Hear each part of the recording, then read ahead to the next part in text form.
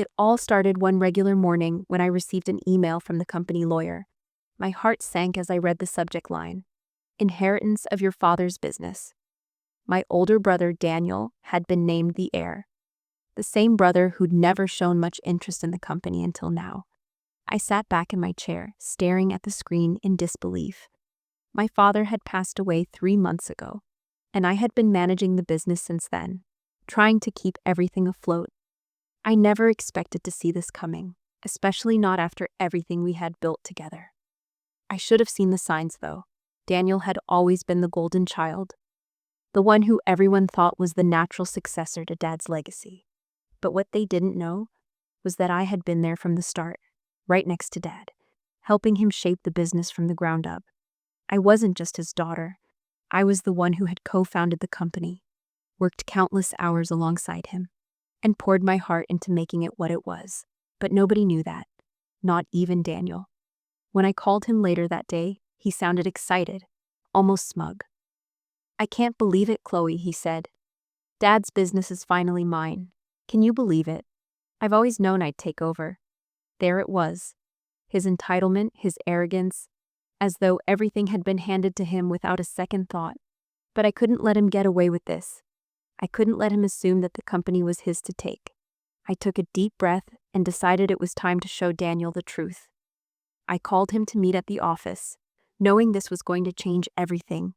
The moment he walked in, his face brightened as he looked around, like he already saw himself in the CEO's chair. But I wasn't going to let him walk in here without knowing what was really going on. "Daniel, you've been given the business, but you don't know the whole story," I said, my voice calm, though my hands were shaking inside. I pulled out a set of papers, the original partnership documents, the ones that showed my name alongside Dad's as a co-founder of the company.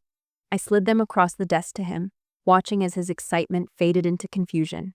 His eyes scanned the documents, disbelief creeping across his face. "What's this? This doesn't make any sense," he muttered, looking at the papers as though they had come from another world. I couldn't help but feel a sense of satisfaction. This was the moment he realized the truth. I didn't just inherit Dad's business. I was part of its foundation, and I had the legal documents to prove it. But I wasn't here to fight him for control. I just wanted him to understand why this was never just a business. It was our family's legacy, built with love and sweat. Daniel finally looked up, his expression one of pure shock. You never told me," he stammered, his voice shaky. "Why didn't you say anything? All this time, I thought I was the one who would carry Dad's torch." He wasn't angry, not yet. He was just confused, and for a moment I saw a glimpse of the brother I had grown up with. But it didn't last long. "So what? You're telling me this is yours too?" His voice grew defensive, as though he were already trying to claim the company back. "We can't just go around changing things now, Chloe. It's already mine." I didn't flinch. "It's never just been yours," I said firmly. "Dad worked hard for this, and so did I. I didn't step aside when he passed, Daniel. I've been running this business. I've kept it going. But now you need to face the truth. You've inherited Dad's share, but you haven't inherited his vision. Not yet." For the first time, Daniel looked uneasy. His posture shifted. The confidence he once had seemed to waver. "I don't get it," he muttered. "All this time, you've been part of the company, and you never said a word." He seemed hurt, as though I had betrayed him. But in reality, I had done what I thought was best, kept the company going while he stayed in his own world. He had always thought that I was just Dad's support behind the scenes, never seeing the long nights, the hard decisions, or the countless hours of work I put into making the company successful. He had never understood what it meant to be there at the start, alongside Dad, building everything from nothing. I stood up and walked to the window, looking out over the city, my father's city, the one he had loved so much. "This company," I said slowly, turning back to face Daniel, "wasn't just built to make money. It was built to stand for something. It was meant to be a legacy for our family, not just a stepping stone for anyone who came along and thought they could make a quick buck off of it." Daniel stared at me, finally understanding the weight of what I had been trying to say. The room was silent, the tension heavy in the air. "I don't want to fight you, Daniel," I said, my voice softening. I just want you to understand that the company isn't just a business to me. It's a part of Dad's life. It's a part of our life." There was no immediate response, just the sound of Daniel shifting in his seat. I could tell he was thinking, and for the first time, I wasn't sure what he was going to do next. Finally, after what felt like an eternity, Daniel spoke again, his voice quieter this time. "What happens now?" he asked. A mix of confusion and vulnerability in his words. It was a question I didn't have an easy answer to. What did happen now? Would we be able to work together? Would he accept me as a co-founder, or would this tear us apart? "Now," I said, walking back to my desk. "We figure out what's best for the company, not just what's best for us. It's about what Dad would have wanted. And we both know he wouldn't want us tearing each other apart over this." I could see the wheels turning in Daniel's head, and though he wasn't ready to admit it yet, I knew he understood. The business wasn't just his inheritance, it was a shared history, something far more important than a piece of paper or a title. The air between us was still thick with unspoken emotions, but something had shifted. There was a long road ahead of us, full of hard decisions and possibly more revelations. But at that moment, I realized that no matter what, we'd have to face it together. Not just as siblings, but as co-founders of our father's business and of the legacy he had left behind. The next few weeks were filled with tension. Daniel and I tried to go back to the routine of managing the business, but things weren't the same. Every decision we made seemed to spark a new disagreement. Daniel's ideas were quick and bold, while mine were more cautious. He pushed for modernization, new designs, new products, a faster path to profit. But I was hesitant. I couldn't shake the feeling that Dad had built this business with a specific vision in mind, a legacy that we couldn't just toss aside for the sake of a quick return. I kept thinking back to the way Dad used to talk about the company, about how he wanted it to be a place that carried our family's name with pride. One afternoon, Daniel came into my office with a stack of papers, his face determined. "I've been thinking," he said, sitting down across from me. "This business has so much potential. We could expand, reach new markets.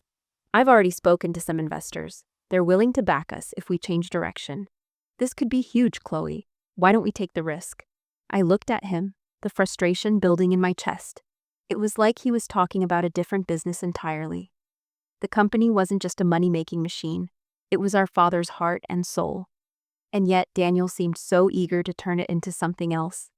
"You're forgetting something," I replied, trying to keep my voice steady. "This business is more than just a venture for profit. It's part of who we are. It's what Dad worked for, built up from the ground. You can't just change that for the sake of growth." Daniel leaned forward, his voice rising. "I'm not saying I don't care about what Dad built, but we can't just live in the past, Chloe. It's about making the future, about pushing forward." I stared at him, unable to believe what I was hearing. It wasn't about pushing forward for Daniel. It was about chasing his own success. As the days passed, the tension between us grew. I started to wonder if Daniel would ever truly understand. The more he pushed for change, the more I clung to the company's original values. I found myself spending more time at the office, researching our competitors, trying to keep things steady while Daniel seemed determined to stir things up. But it wasn't just the business changes that bothered me. It was the subtle way Daniel started to take control. He began making decisions without consulting me, and I could feel myself being pushed out, even though the partnership documents clearly stated that we shared ownership. Then one day, I found something I wasn't expecting. While going through some old files in my father's office, I stumbled across a letter addressed to me. It was from Dad, dated just a few months before his passing. My hands trembled as I read the words. In it, Dad had written that he wanted me to take over the business if anything ever happened to him. He had trusted me, believed in me, and thought I would carry on his vision. He had even left behind detailed notes about the company's future, about what he hoped for it to become. It was everything I needed to know, and it hit me harder than I expected. My father had seen this coming. He knew that I was the one who truly understood the business, and he had prepared me to take charge. I couldn't keep this discovery to myself. That evening, I called Daniel to meet at the office again. This time, I wasn't going to hold back. When he arrived, I didn't waste any time. "I found something," I said, handing him the letter. He looked at me, confused. As he read through it, I watched his face change, slowly at first, and then in a flash. Disbelief, confusion, anger. This can't be right, Daniel said, his voice barely above a whisper. Why didn't he tell me? Why didn't I know about this? I could feel the walls coming down, piece by piece. I didn't want to see him crumble, but the reality was hitting him hard. Because he trusted me, Daniel, I said quietly. He knew I was the one who would carry this business forward in the way he always wanted. He didn't think you'd be ready. I could see the hurt in his eyes, the weight of his own regrets. I didn't know, Chloe. I didn't know, he repeated, almost like a mantra. The silence between us was thick, but for the first time, it wasn't filled with anger. It was filled with understanding. I never wanted to hurt you, Daniel, I continued, my voice softening. But I couldn't just sit back and watch you take over something that was built on both our efforts. This was always supposed to be our company. Daniel sat down in the chair, the letter still in his hands. His head hung low. I don't know what to do now, he muttered, barely audible. Everything I thought I knew about this business. It's like it's all a lie. I walked over to him, sitting down beside him. It's not a lie. It's just different. Dad had his reasons. And we have to honor those reasons now. We need to figure this out together. Not as owner and heir, but as partners. He looked at me, his expression weary but finally open. You're right, he said, his voice soft but genuine. I can't keep pretending like I understand everything about the company. I've been so focused on what I thought it should be, I never took the time to learn what it actually is. What Dad wanted it to be. There was a moment of quiet as we both sat in that realization. It wasn't just about running a business. It was about carrying forward a legacy, something far bigger than us both. That evening, we made a decision. We would move forward, but together. The company would change, yes, but it would do so with the heart of what Dad had created at its core. Daniel and I agreed to respect each other's strengths and make decisions as a team, not as rivals. We still had a long way to go, but at least now, there was a sense of peace. For the first time in weeks, we were on the same page, and that was the first step in rebuilding not just the business, but our relationship as well. It wasn't easy.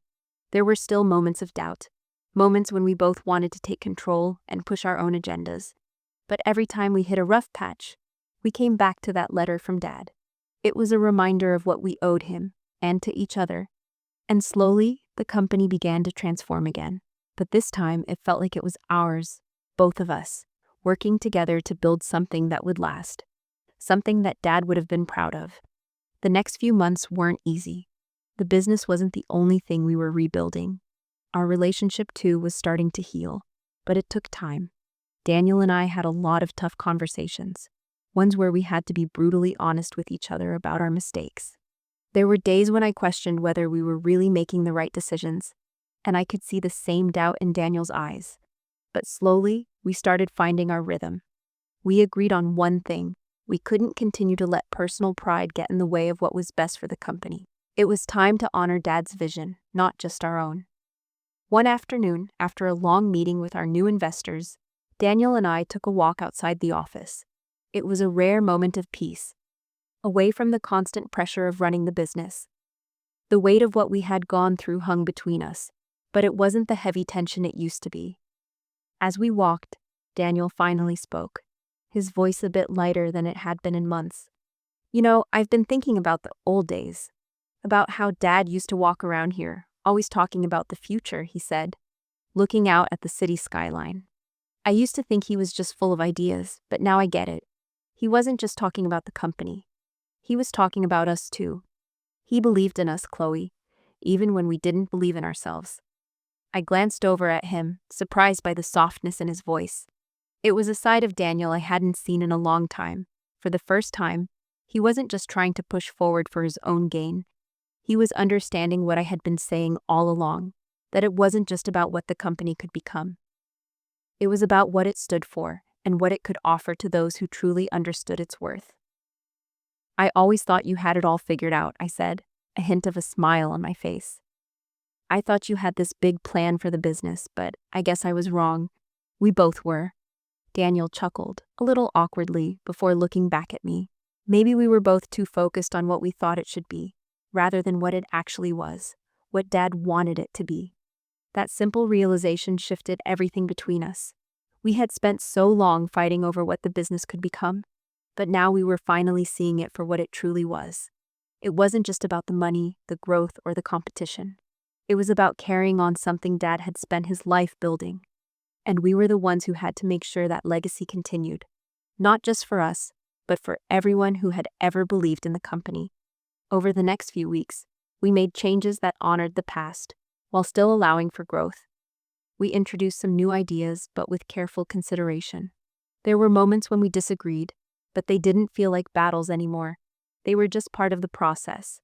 We worked together, balancing each other out, me with my cautious approach, and Daniel with his willingness to take risks. It was the perfect balance.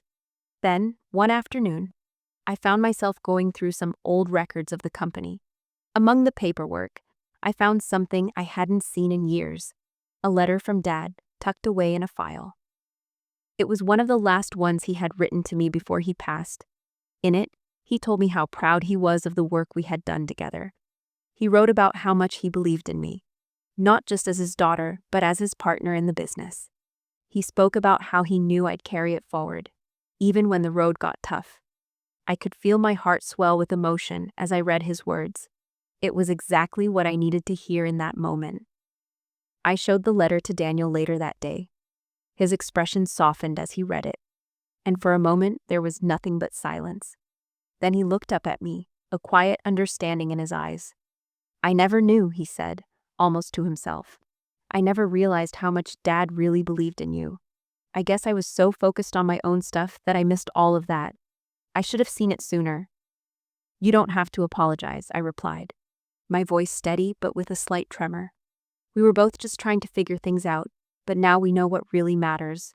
And we're going to make this work, Daniel. Together." From that moment on, everything shifted.